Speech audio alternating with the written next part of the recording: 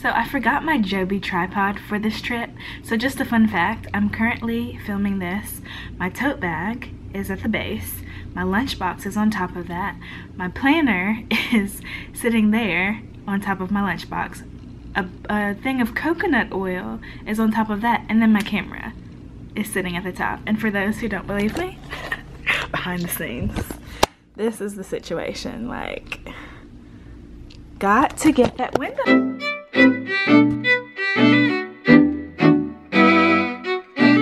Lighting, like, do you understand, for those of you who vlog and watch these, the window lighting is so crucial, and right now in this hotel it's everything. So I was like, let me catch this light and film a video for you guys. Also, my shirt says, you know, I got the sauce.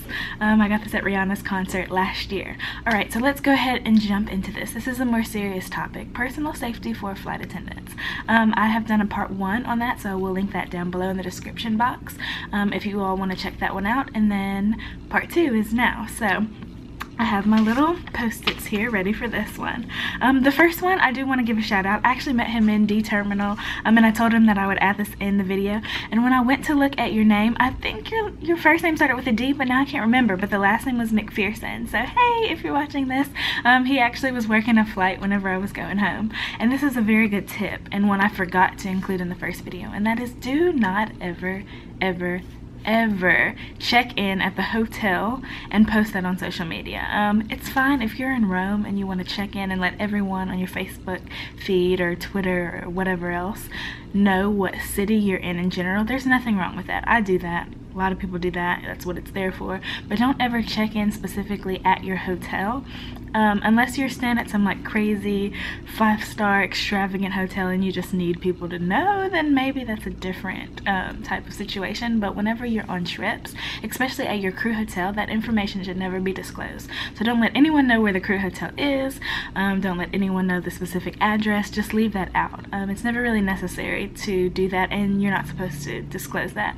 And I know some hotels are really major, and some crew hotels can even be places that are easily recognized, especially larger cities. So sometimes it's kind of like you disclose the information and you don't realize it, which more times than not, that's okay. But just as long as you're not specifically saying, hey, everyone come here, it's just like a big no-no.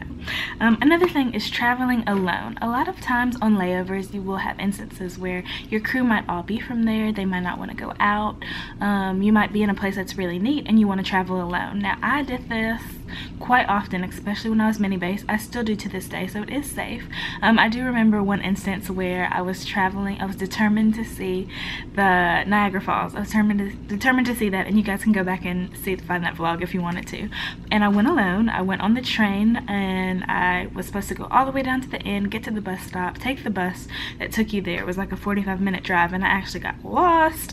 I lost cell reception when I was getting on the train. It was just this whole big fiasco. But it's very important to just be situationally aware of everything that's going on around you. Take that into account. Have your phone on you and have it charged as an emergency. Let somebody know where you're going to be just in case.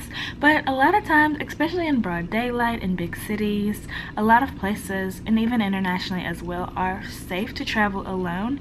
It's just kind of like prepare yourself, and don't look like you're lost, and don't freak out and just make yourself a target. So a lot of people do travel alone, and I know sometimes when instances where people have gotten in weird situations where they're kind of like, I don't know about this person, they're asking too many questions, then they'll say, okay, yeah, my dad is meeting me at this restaurant, so I gotta go. Like, don't let someone know, hey, I'm all by myself in this big city that I don't know where I am, pick me. Like, don't ever do that. Fake it till you make it, for sure.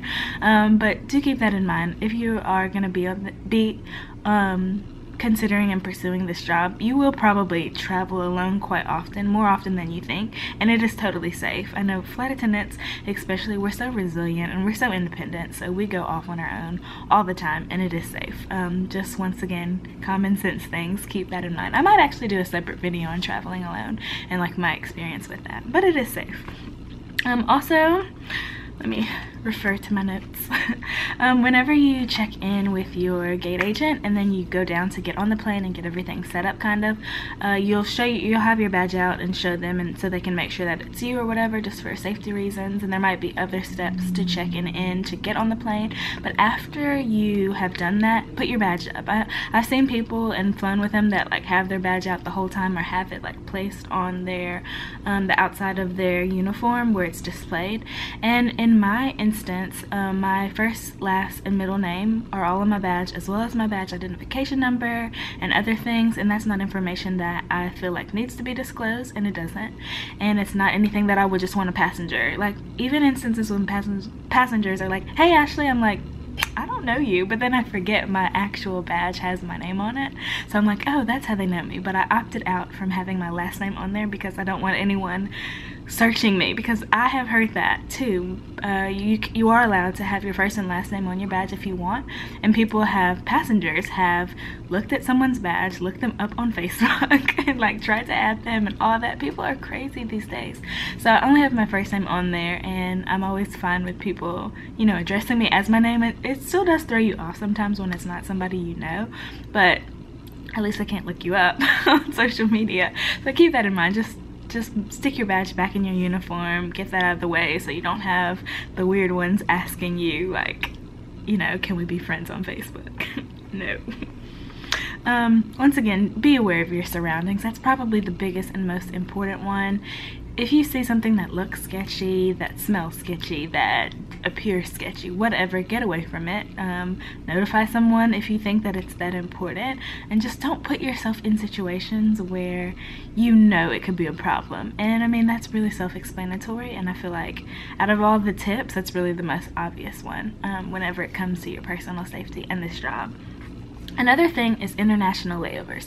A lot of people worry about these just because there are problems, and there have been instances where my airline has had, like, there's something that's happened overseas, there's some kind of strike, there's some kind of international foreign problem that isn't something that might happen in America, and we have flight attendants over there, we have pilots over there, we have crew members, and they are at risk. Now, they are really great about contacting everyone at their hotel, letting them know, hey, don't leave your room, hey, don't do this, meet in this location, that type of thing. And every airline, I'm sure, has things put in place to keep their employees safe. But once again, be situationally aware, be aware of your surroundings, keep in contact with your crew members. That's what they're there for, especially whoever's your lead and maybe your captain if you guys are going back out together the same day. Just let everyone know, and communication is really essential with this as well. Hey, meet here if this happens. And exchange numbers with someone, let someone know where you are. It's not something I really worry about too much. Once again, I don't really fly international that often, but even when I do, even if it's something that's not that serious, if I'm ever going to leave the hotel overseas or just go out and get something to eat, I always invite someone else to come with me. A lot of times we'll go in pairs or whatever, just, you know, safety in numbers. And then it's so good to have a speaker with you if you are in a foreign country where you don't speak the language. I actually will probably never go on a trip and go out and into a foreign city without a speaker. Like, I always do. They're always really great. They always are like willing to help you. Or if you do need to go out, because I actually did get separated, or it wasn't that I got separated, I wanted to go get this churro, and whenever I was in Bogota, and I went off on my own and got it, and I just had taken pictures of certain locations, so that way if I was to get lost, I would kind of remember, okay, turn left here, turn, because I have no sense of direction. So that's another thing. Use your phone, use your common sense. If you think you might get lost in a foreign country, probably don't venture off that far. But yeah, once again, with international ones, keep the speakers with you if at all possible, or study that city a little bit so that you're familiar with it, or even ask the hotel lobby. I was gonna say hotel lobby people. I know they have a name, and I'm just going blank on it. At Touch of the Sea, and I can't pronounce it. But anyway, ask people for directions and maps, and usually 9 times out of 10 they're willing to give you the information, and a lot of times the people in the hotel lobby speak English as well, so they can help you with that. Okay. Another thing, and the last thing, I wanted to add this as personal safety, and it's something that I don't think is really talked about, and that is your mental stability, your mental health, your mental capacity, and all of that. Whenever you're flying, it can be quite a drain to constantly give this customer service and be nice and friendly, and you know, be in the aisles answering all these questions repeatedly, and just having people get mad at you or frustrated with you or needy. Like, it can be mentally overwhelming, and mental health is so important. It's not something that I feel like a lot of people even think about or take seriously. The major things, you know, people are always talking about depression or anxiety all the time, but there are other things as well.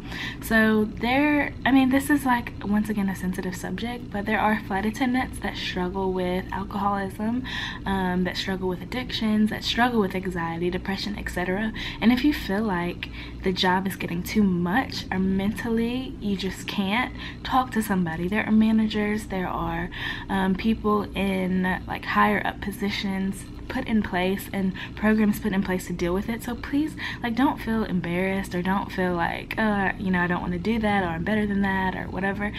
It's nothing to be embarrassed of. Like, definitely go talk to someone, definitely see if there's anything that you can do, or any kind of program that you can join, or talk to someone. Like, talk to someone, don't let it get bad.